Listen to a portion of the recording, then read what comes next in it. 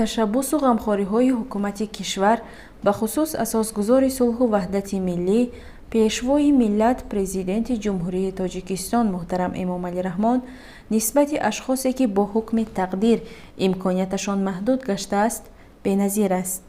محض به همین خاطر همه ساله 8 ایول در کشور روز معیوبان و پیرانسالان قید کرده می شود.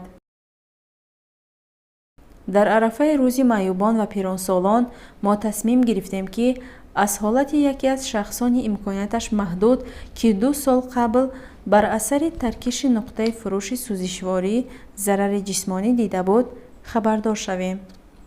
محمدعلی بارانов سال 2021 هنگام فعالیت در نقطه فروش سوزشواری واقع در جای زیستش ناحیه جلال‌الدین بلخی هنگام ترکش ضرر کلان جسمانی دیده بود.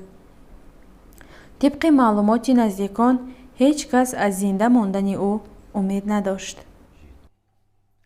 سوختار شد. بردیمش بالنسا اینا بالنسا در چند قخواه کن. خانه آوردیمش. با دوشنبه بردنش. 4 ماه 5 ماه دوشنبه دخواه کن. ای دوشنبه با جا بشتن اونجا خیلی بی‌طاقتی بسیار کرد آوردیمش خانه دینا. 1 سال چند ماه میشه؟ 8 ماه 1 سال نه. با خانه دینا که توبهش کسیم خدا را شکر روزی خیلی سوز شده. پشت ماندگی این دست و پا. محمدعلی پیش از به این وضع دچار شدن به کار اختراعکاری مشغول بود. همچنین در کارهای استاگی نیز مهارتی بلند دارد. کلامبی قربانова مادر محمدعلی ابراز می دارد.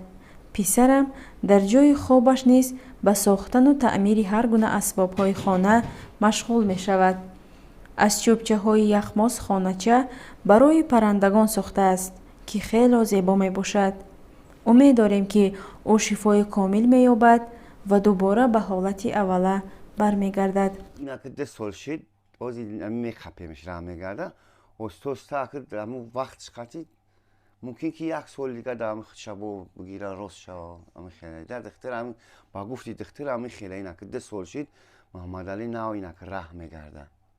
ای صبح جنوب اولی یعنی هر ماه 500 سومی اردمش میکنه محمدعلی را و خیش تواری نمی رفیق یاردم میکنن خدا را شکر تو حاضره خیلی نکد آدمایی هستن که مثال دست بخیرن آورده یاردم کشیدن. در جامعه چنین اشخاص زیاد هستند که با وجود امکانیت محدود داشتن خود را شخصی با مسئولیت و عضو کامل جامعه دانسته برای زندگی شایسته تلاش میکنند.